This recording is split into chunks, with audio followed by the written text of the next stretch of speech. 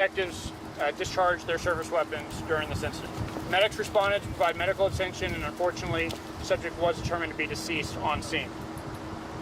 No officers or other individuals from the community were injured during this incident. I think it's important to recognize that anytime an individual is shot, whether it's by the police or someone else, members of our community are impacted by this. That is not ignored by our department. It's also important to acknowledge that the officers who engage in this type of incident are also impacted in their own way.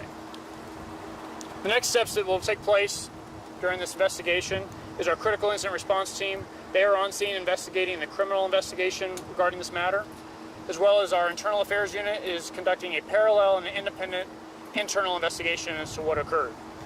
The Indianapolis Marion County Forensic Services Agency is on scene. Our detectives are attempting to locate forensic evidence, video evidence, speak with any witnesses who were in the area, and they've been successful in doing some of that already. The prosecutor's office is on scene. The Marion County Prosecutor's Office is on scene and is being consulted throughout this investigation. The officers involved will be placed on administrative leave, as is standard protocol following an officer-involved shooting. The Marion County Coroner's Office will respond when appropriate and identify the subject involved.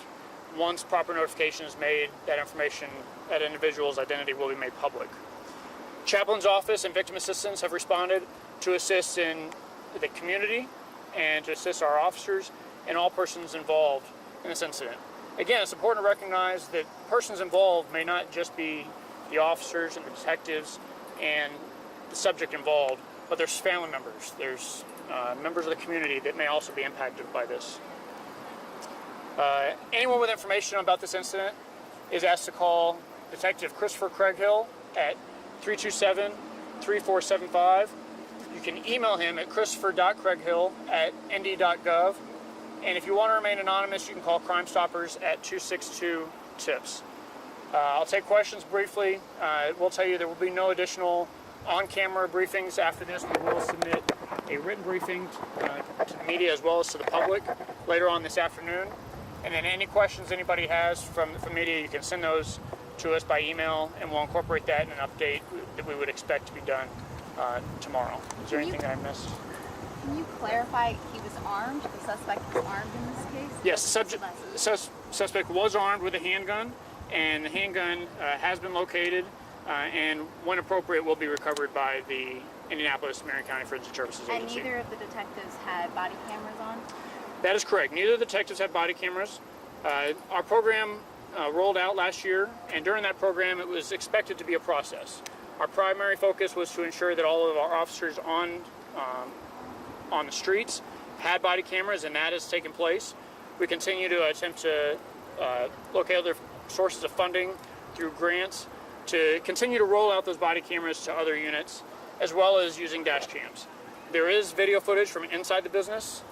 We don't know yet if that video footage captured this incident, but that is something that we're attempting to determine. Did the suspect fire any shots? That's too early in the investigation to determine. One of the challenges with these is our detectives are not able to immediately speak with the detectives who fired their guns. As they're involved in a shooting, they're not able to speak with those detectives right away. So at this point in the investigation, we usually rely on other forms of evidence, and we're still trying to gather that. How many people originally came on scene when this all started? How many officers were there? We know 2 fired weapons. How many were there in total?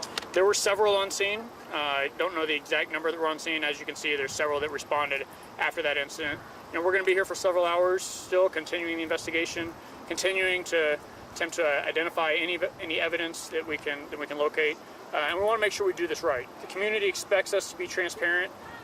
We expect our agency to be transparent, and that's exactly what we're going to do. But we need to make sure that we get it right. We don't want to share information that's not accurate. To be clear, the incident started outside and moved inside, and that's where everything happened? Or? Well, to be clear, the officers encountered the subject outside and then followed him inside. Can you talk about the background of the 2 detectives who fired their weapons, how long they've been on the force, and then also background on the murder involved in the warrant? So the to clarify a couple things here. One, don't have the information on the number of years of service for the officers involved. That information we expect to be released after a security threat assessment is done to ensure that there's no threat to the officers. We expect that those names would be released after 5 business days. The subject involved is a 33-year-old male. He had a warrant for escape, which also included weapon offenses. That was from the Department of Corrections. We're trying to determine if the weapon offenses was the original charge, but he had a warrant for escape. He was also a suspect in a homicide. We can't go into the nature of what homicide that is because it is still under investigation, and we want to make sure that we don't release too much information about that investigation. Additionally, officers did observe the subject with a firearm, and they knew that he was a serious violent felon. Did he raise his firearm though? Did he pick it up? Did he point it at officers? Was there any threat to their life that they felt? So the subject was armed with a firearm. He was a serious violent felon.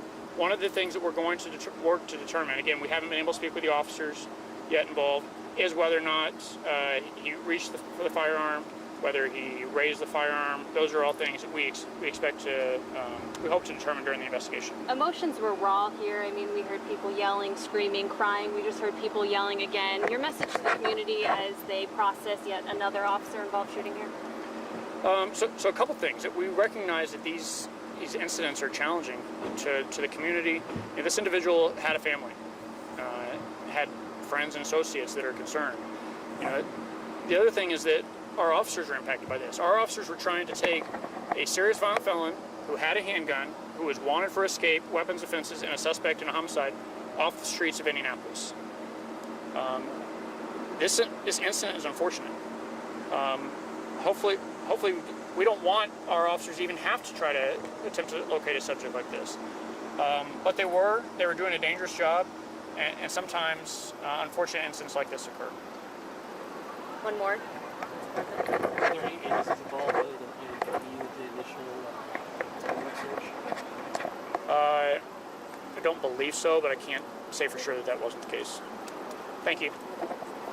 Sorry? I looked in the coroner's office.